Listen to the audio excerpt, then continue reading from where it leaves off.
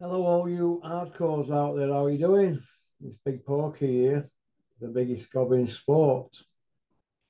Hope you're all okay on this drizzy, rainy, windy day coming towards end of November. Another week, and I'll be on that plane to Spain.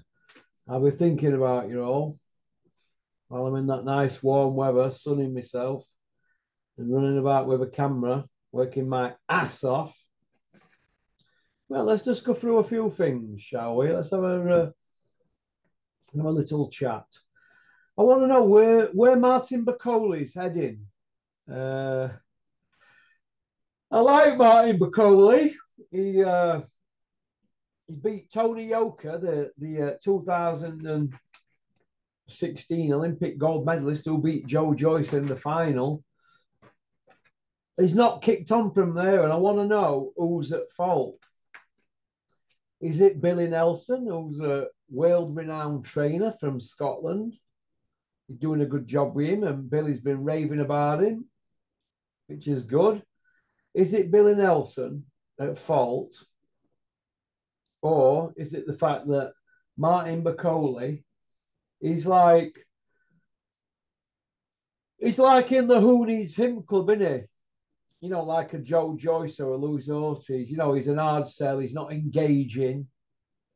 But he can fight, can't he? But boxing, you've got to have full package, aren't you? Like, you know, Tyson Fury or Joshua, you know, that kind of thing. Got to create a bit of controversy, haven't you? But not go too far. But is Martin Bacoli too good for his personality? You know, Dave Allen's got a big personality, hasn't he? But he's not got the skills to pay the bills, has he? But he can do everything, the PR work. He can do all that and get his son out there and meet and greet and all that and do selfies and sit on Twitter all night.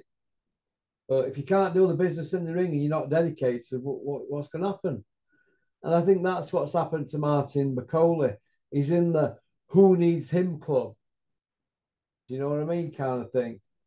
So I don't know what's going to happen to him, but we're going to see, aren't we? So anyway, let me just give a big shout out in video 40 for the month to Welcome Estates. Click the link below. And give a big shout out to Spartan Civil Engineering and Demolition. All right. So thank you very much for backing Porky's Corner. You know it makes sense. Right. Connor Ben, aka Crusher, the Crushinator. Well, he's still at large, isn't he? But nobody's seen it or heard a peek out of him. You know what I mean? I don't know what it is, but I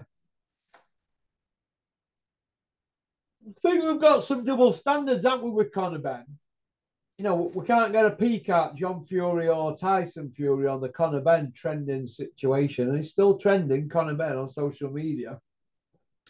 I'll tell you somebody else who don't want to speak about Conor Ben. Steffi Bull, aka Little Andrew Bullcroft from Denby in Doncaster. He don't want to say a dicky bird, does he?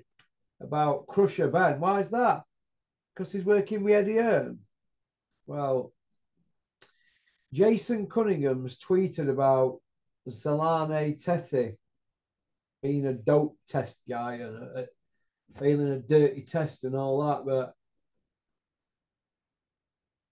this is how I look at it. It don't mean to say he failed one, you know, for their fight, does it?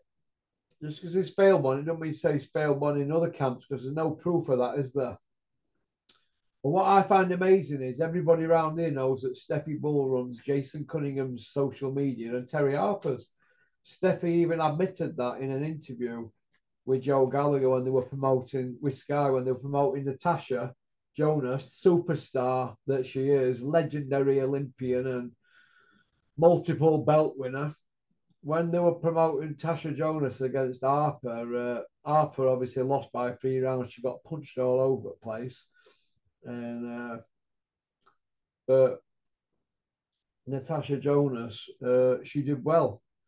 But the point I want to make is in the interview leading up to it, Steffi admitted he runs Terry's account. Now, Terry at the time was a world champion, and Jason Cunningham, he's been world ranked and British Commonwealth European champion. So I dare say Steffi's running his account as well. I've been told he is. I've known Jason Cunningham years. He's not brightest, sharpest tool in box, should I say. So if Steffi's running his account, and he is, why don't you speak about it on your account, Steffi? I mean, it's no good you running Jason Cunningham's Twitter, then texting yourself. Why text yourself? Why would he text you when he's putting a tweet out? Why text you when you're not going to reply on it? Why is that? If you do reply on the Tete thing, fair enough, but why won't you say something about Conor Benn? We all know what you've been saying behind the scenes about Conor Benn, Steffi, but come out on your socials and say it. Don't be a coward all your life. You fought like a coward in ring, but don't be a coward in real life. But that's what cowards do, don't they? They don't have no gonads. You know what I mean? You don't want to say about Conor Benn, do you? But you'll say it about Tete, even though Tete didn't fail a test when he fought Cunningham, beat him easily. So no good crying about that. You cashed him in, Cunningham. No good crying about it. You know what I mean? So do you mind using Jason Cunningham's Twitter to fire bullets? Use it on your own Twitter. Don't be a little coward. You little coward, like a little girl, man. Gossiping. Unbelievable. Come out and speak, Bullcroft. Don't be a sissy. You know what I mean? When you're that far up Eddie Hearn at the moment, you're eating his food for him. Get a grip of yourself. Which brings me to Joe G and Natasha and Barry Jones on Sky. They called it straight, didn't they? Joe G says that you're not getting the fight for Harper. You're not getting it. Too much has gone on. You've shot your mouth off, Mr. Big Manager. I'll tell you straight, even though all them around you are saying opposite, I'll tell you straight. I'm loving it that you're not getting that fight because you shot your mouth off, didn't you? After you fluked to draw. You didn't want that rematch. Same as you didn't want that Boom Gardner rematch. And now you've got an hard mandatory. So either vacate and look like a coward or fight the mandatory and get your fighter knocked out. So this is what's happened. This is what's happened. You don't know what you're doing. When you don't know what you're doing, this is how you get slotted into situations like this. So you're either going to get your fighter, Terry Harper, punched upside down, or you're going to get her to vacate, and this will be a third time she swerves somebody. That's not good, is it? Hey, what are you going to do then if she swerves somebody or fights it and gets knocked out? If you'd have listened to Dennis, you'd be in a good situation now. Dennis knows what he's doing, but you don't know what you're doing, do you? Because when you're hanging out at back of people like Eddie Hearn, they just play you like a cheap fiddle. You need to go learn your boxing. I told you, didn't I? I know more than you about boxing. What did you say? What fucking Russ knows about boxing? You can write on the back of a stamp. Well, I'll tell you this much. If it were my fighter, I wouldn't have had her in that situation.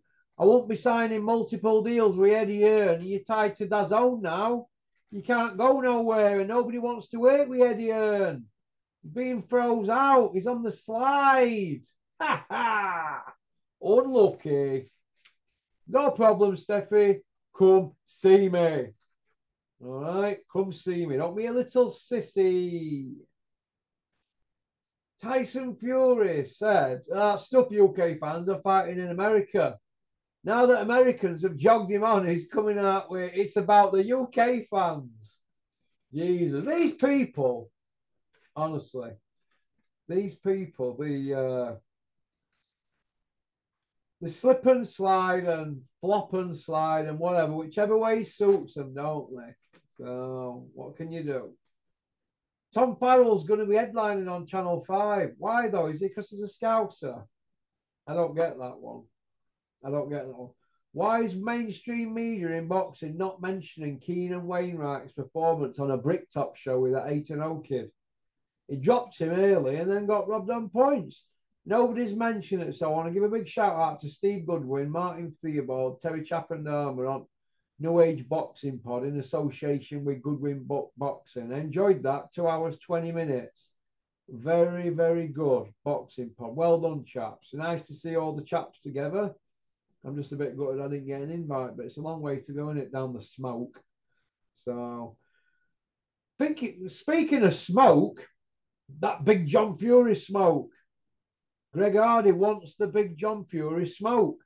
He's put a challenge out to John Fury. He wants it in the ring or on the hard road. So we're going to see, aren't we, Bert?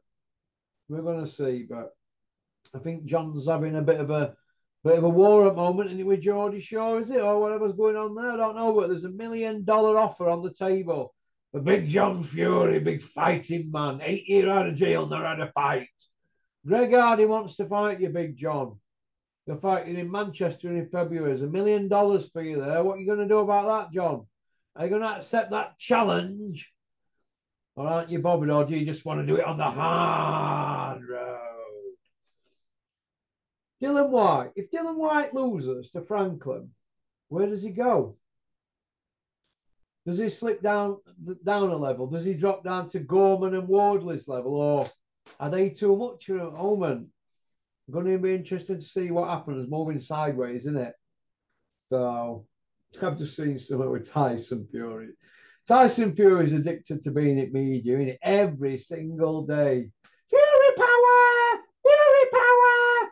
Old Fury power saying he's a master of mind games, master of lying more like, and inventing utter rubbish. You know what I mean? But to be fair, he said he'll fight Joe Joyce if Usyk don't want fancy job. Well, that's an easy win for Tyson, isn't it? I've seen him spar Joe Joyce when he was 28 stone. He just stood at middle at ring. Joyce couldn't get a glove on him. Or Daniel Dubois. Daniel Dubois couldn't get a glove on him either. So what are they going to do to him when he's 19 and a half stone? If he's 8.5 stone lighter than then, and more experienced, they're not going to get near him, are they, if they couldn't do it then? I know that were a few years ago now, like, but that's food and drink to Tyson. And he schools Joyce, peppers him all night, and saying to the bar. So we're going to see, aren't we? Keller Sauerland. He's piped up, hasn't he? Hey, Ben and Eubank will still happen. No shame, these people. Ben and Eubank Jr., they still want to put that on. Conor Ben's knee deep in 2 dope test charges. So does he know something we don't know? 2 dope test failures. What is all that about? What is that about? 2 dope test failures. They still want to put that fight on. He might not fight ever again.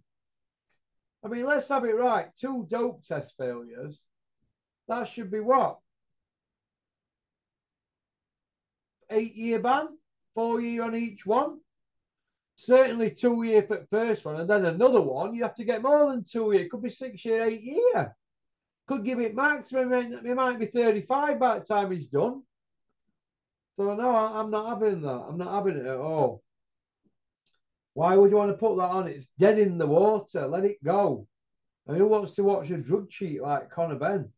Hey, take him years to repair his reputation. So that's about it really for today. I just thought I'd get something out there. I've got the live from Mauritius video to do in a minute. Gary's weighing. So it's all good. Gary from Welcome Estates. Everything's going good for the Porkster. Hey, we're having it off. That's about it. So, Big John Fury, big fighting man, take Greg Hardy's offer $1 million on the hard road. We just want to see you fight, John. You've been talking about fighting 8 years, you've not thrown a punch. Okie dokie. Peace out. Keep on trucking. Keep sporting boxing. Big shout out to Bricktop. Good luck with shifting them tickets on secondary market, Bricktop, and your 27 quid pay-per-view. Hey, at least Dick Turpin wore a mask. All right? Peace out.